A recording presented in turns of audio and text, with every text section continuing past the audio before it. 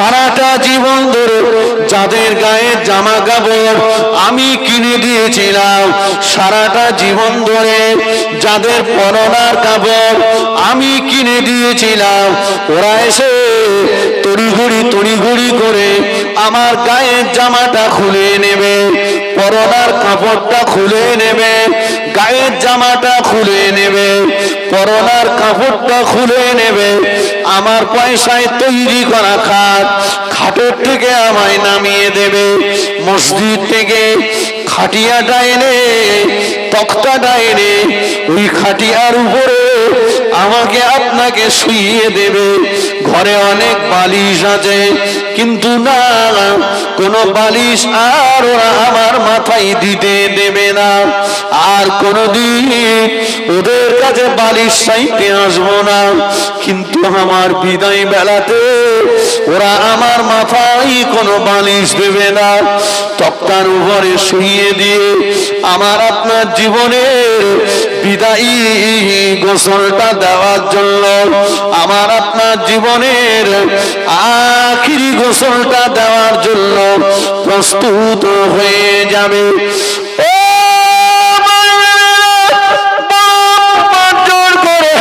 পয়সা কামাই করে একটা গোসলখানা বানিয়েছি, পাথর লাগিয়েছি, টালি বসিয়েছি, টালি লাগিয়েছি, শাওয়ার লাগিয়েছি, কিন্তু না, জীবনের বিদায়ী গোসল, জীবনের আখিরি গোসল, ওই গোসলখানাতে ওরা আর আমায় যেতে দেবে না।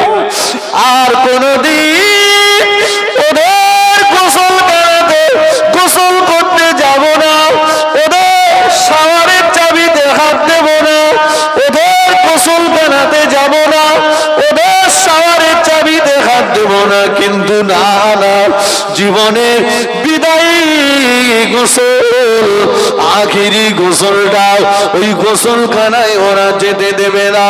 আমার আপনার জন্য বাড়ির বারান্দাতে অথবা বাড়ির আনাচে কানাচে কাপড় দিয়ে ঘিরে আলাদা একটা গোসলখানা বানানো হবে।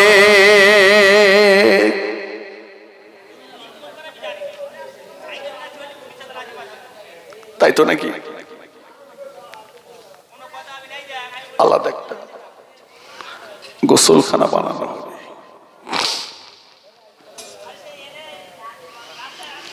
ওই গোসলখানার ভিতরে নিয়ে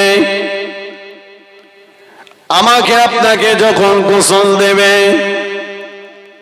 পানিটা গরম করে নিয়ে জীবনের বিদায়ী গোসল,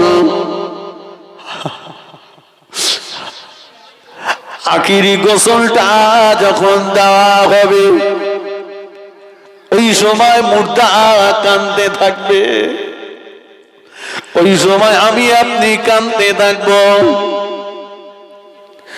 ও আমার গোসল দিতে আসা ব্যক্তিরা আমার গায়েতে জোরে জোরে পানি ঢেলো না, আস্তে আস্তে পানি ঢেলো, জোরে জোরে পানি ঢেলো না, আস্তে আস্তে পানি ঢেলো, জোরে জোরে মর্দন করো না, আস্তে আস্তে মর্দন করো। এই মুহূর্তে আমার উপর দিয়ে একটা তুফান বয়ে গিয়েছে, কিন্তু না, সেদিনে কান্নার আওয়াজ গোসল দিতে আসা ব্যক্তিরা শুনতে পাবে না।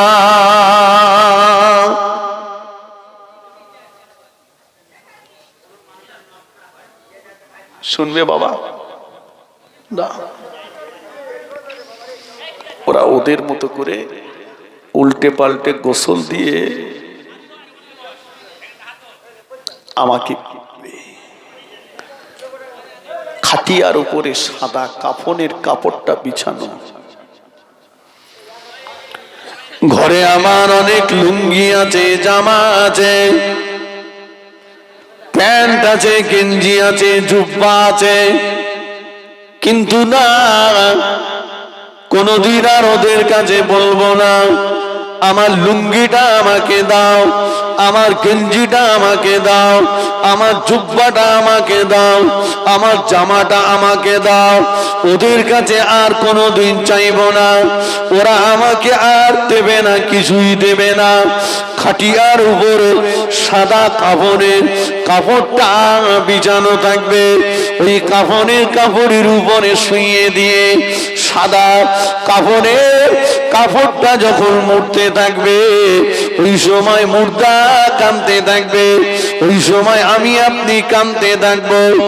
ও আমার গোসল দিতে আসা ব্যক্তিরা, ও আমার কাফন পরাতে আসা ব্যক্তিরা, মুড়ে দিও না, ঢেকে দিও না, মুড়ে দিও না, ঢেকে দিও না।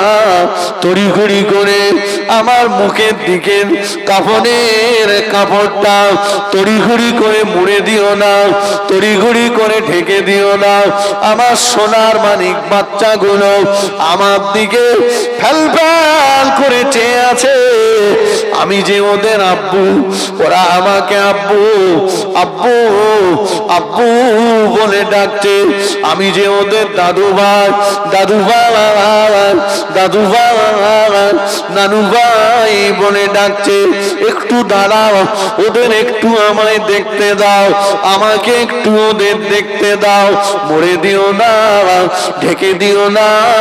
কিন্তু না না, সেদিনে কান্নার আওয়াজ কাফন পরাতে আসা ব্যক্তিরা শুনতে পাবে না।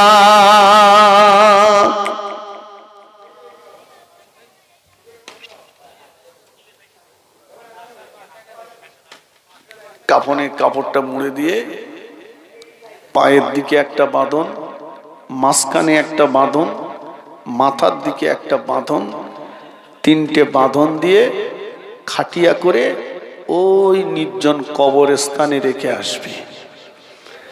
আর কেউ কোনোদিন কবর খুঁড়ে দেখতে যাবে না যে কেমন অবস্থাতে আছি। কথা ঠিক কিনা বলে? হসপিটালে যদি থাকি কেউ না কেউ দেখতে যাবে, জেলখানায় যদি থাকি কেউ না কেউ দেখতে যাবে। কবর এমন একটা জায়গা যে একবার যায় সে আর ফিরে না। কি চিন্তা করেছি সেই জায়গাটার কথা, কি নিয়ে যাব। আমি যে কথা আপনাদেরকে বলছিলাম, আমার নবী, দয়ার নবীর কথা আমি আপনাদেরকে শোনাচ্ছিলাম।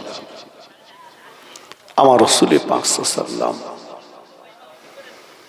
আল্লাহ পাকের আরশে আজিমে গেলেন।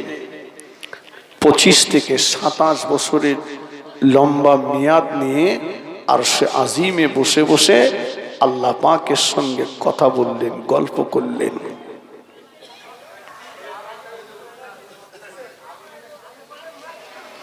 আল্লাহ পাকে আরশে আজিমটাকে ছেড়ে দিয়ে চলে আসবে, ঠিক তার পূর্ব মুহূর্তে আরশে আজিমের পায়াটা জড়িয়ে ধরে সিজদায় পড়ে যেয়ে চচ্চর চচ্চর করে কাঁদছে। আল্লাহ বললেন, হাবিব, 25 থেকে 27 বছরের লম্বা মেয়াদ নিয়ে আরশে আজিমে বসে বসে কথা বললাম, এখনো আপনি কাঁদছেন, কি হয়েছে আপনার?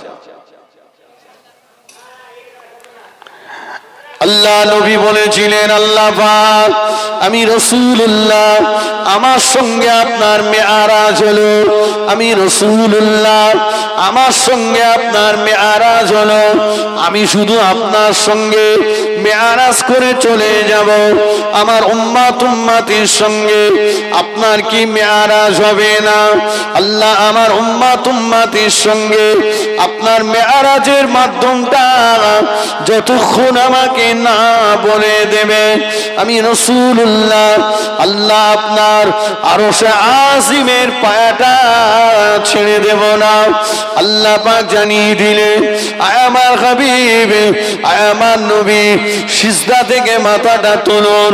আমি আল্লাহ পাক জানিয়ে দিলাম, আপনার ইজ্জত সম্মানের খাতিরে আপনার উম্মত উম্মতিরা যখন নামাজের পাটিতে দাঁড়িয়ে যাবে, আমি আল্লাহ আমার সঙ্গে তাদের মেরাজ হয়ে যাবে।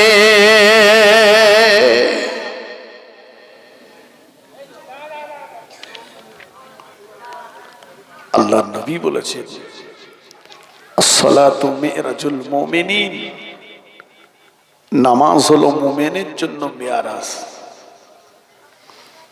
আমার বক্তব্য হলো, তাহলে আমার রাসূলুল্লাহ আরশে আজিমে যেও আমাদের কথা ভুলে যাননি, কথা ঠিক কিনা? সেখানে রাসূল আমাদের কথা চিন্তা করেছে।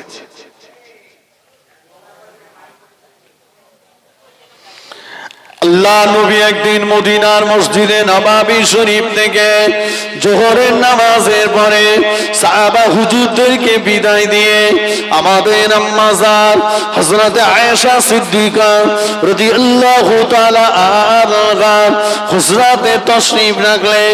দুপুর বেলা আল্লাহ নবীকে পেয়ে আল্লাহ নবীর বিবি আমাদের আম্মা জান আয়েশা সিদ্দিকা রাদিয়াল্লাহু তাআলা আনহা আল্লাহ নবীর মুখটার দিকে চেয়ে বললেন, ইয়া রাসূলুল্লাহ হাবিবাল্লাহ, ইয়া রাসূলুল্লাহ হাবিবাল্লাহ, হুজুর আপনি যখন দুপুর বেলাতে আমি আয়েশা আমার ঘরেতে এসেছেন, আমি আমার পা দুটোকে লম্বা করে বসে গেলাম, আপনি আমার উরুর উপরে মাথা রেখে শয়ন করুন।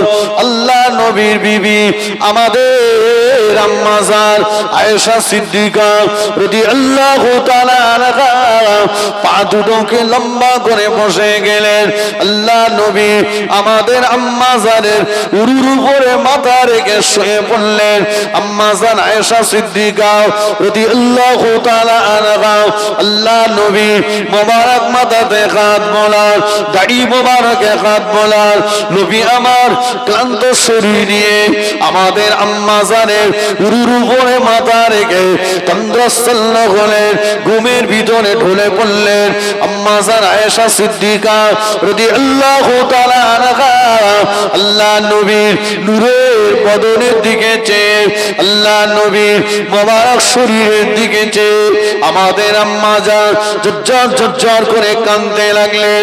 আম্মা জানের ফোঁটা চোখের পানি আল্লাহ নবীর চেহারা মোবারকে পড়ে গেল। আমার নবীর ঘুমটা ভেঙে গিয়েছে, চক্ষুটা হালকা করলেন, চক্ষুটা মেলালেন। ও বিবি আয়েশা, আমি রাসূলুল্লাহ তোমার উরুর উপরে মাথা রেখে শয়ন করেছি, তোমার পায়ে কি যন্ত্রণা হয়, তোমার কি কষ্ট হয় বলো না আয়েশা? এজন্য কি তোমার চোখ দিয়ে পানির টোসা গড়িয়ে যায়? আম্মা জান জবাব দিয়েছিলেন, ইয়া রাসূলুল্লাহ, ইয়া হাবিবাল্লাহ, হুজুর আপনি আমি আয়েশা আমার উরুর উপরে কেন? আপনি যদি আমি আয়েশা আমার কলিজার উপরে মাথা দিয়ে শুয়ে থাকতে, আপনার মোবারক মাথার চাপে আমি আয়েশা আমার কলিজাটাও যদি ফেটে চৌচির হয়ে যেত, আয়েশা একটা বারের জন্য আগা উহু করত না।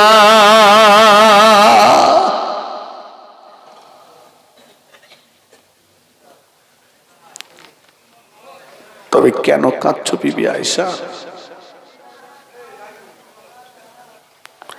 আম্মা জান আয়েশা সিদ্দিকা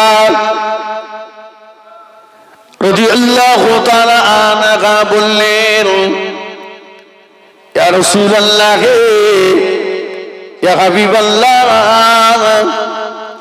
আমি আয়েশা আপনার নূরের বদনের দিকে চেয়ে দেখি, মোবারক শরীরের দিকে চেয়ে দেখি, আপনি যখন দ্বীন ইসলামের দাওয়াত দিতে গিয়েছিলেন, বেঈমানের দলেরা আপনাকে লক্ষ্য করে পাথর মেরেছিল। ইয়া রাসূলুল্লাহ, পাথরের কিছু টুকরা আপনার নূরের বদনে ঢুকে গিয়েছিল। যে জায়গাগুলোতে পাথর ঢুকে গিয়েছিল এখনো কিছু কিছু কিছু কিছু জায়গায় কালো কালো কালো দাগ হয়ে আছে। দাগগুলো এখনো লুকায়নি ইয়া রাসূলুল্লাহ। দাগগুলো দেখে আমি আয়েশা আমার কলিজাটা ফেটে যায়। ইয়া রাসূলুল্লাহ, ইয়া হাবিবাল্লাহ, দাগগুলো দেখে আমি আয়েশা আমার চোখের পানি আটকে রাখতে পারি না। আল্লাহ নবী বলেছিলেন, ও বিবি আয়েশা, কেঁদো না আয়েশা, মনে দুঃখ নিও না আয়েশা। কিয়ামতের ময়দানে যেদিন বাপ বেটার হবে না, বেটা বাপের হবে না, মা মেয়ের হবে না, মেয়ে মায়ের হবে না, ওই দিন আমি রাসূলুল্লাহ দয়াময় মেহেরবান আল্লাহ পাকে আমার শরীরে কালো কালো দাগগুলো দেখিয়ে আমি আমার এক একটা দাগের বিনিময়ে আল্লাহ পাকের কাছ থেকে লক্ষ লক্ষ গুনাহগার উম্মত উম্মতি দিগের জীবনের গুনাহকে মাফ করিয়ে নেব। আর একটু জোরে বলুন সুবহানাল্লাহ। আল্লাহুম্মা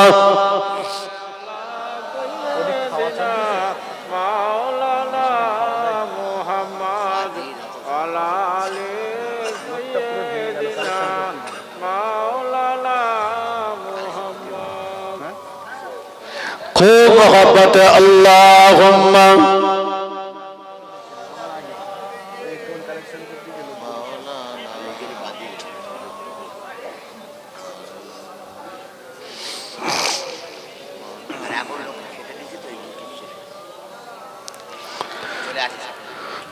তয়েফেতে গেলেন নবী,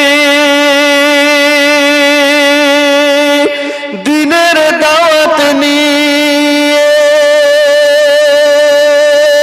পাথর মেরে তাড়িয়ে দিলেন প্যারা নবীজিকে। তয়েফেতে গেলেন নবী, দিনের দাওয়াত নিয়ে, পাথর মেরে তাড়িয়ে দিলেন প্যারা নবীজিকে। তবুও বদদুয়া দেননি নবীজি, সহ্য করিলেন জালা। মক্কা মদিনা নবী কমলিওয়ালা। আল্লাহুম্মা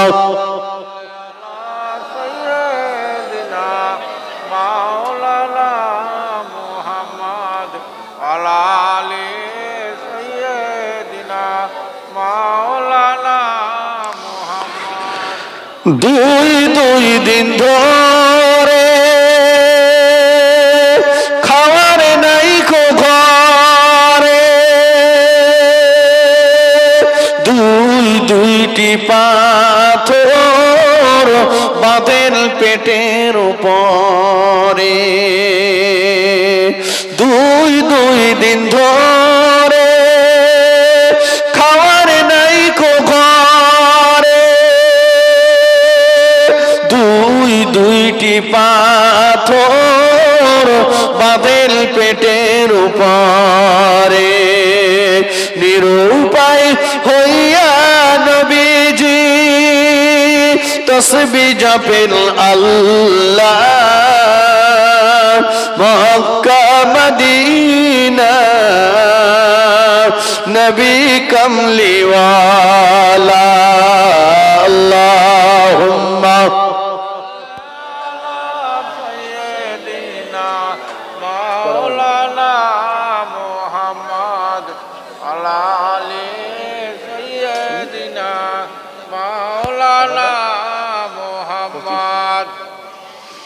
আমার ভাইয়েরা,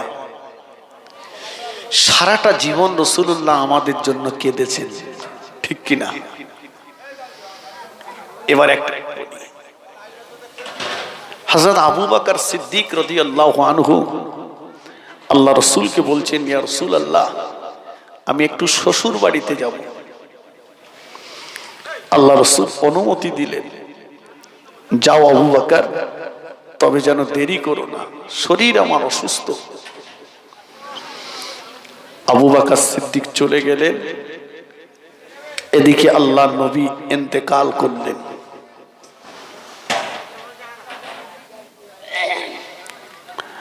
আল্লাহ নবী দিন ও দুনিয়ার বাদশাহ ইন্তেকাল করেছেন। সাহাবীদের ভিতরে সংবাদটা পৌঁছে গেল। হযরত আবু বকর সিদ্দিক রাদিয়াল্লাহু তাআলা আনহু পাগলের মতো কাঁদতে কাঁদতে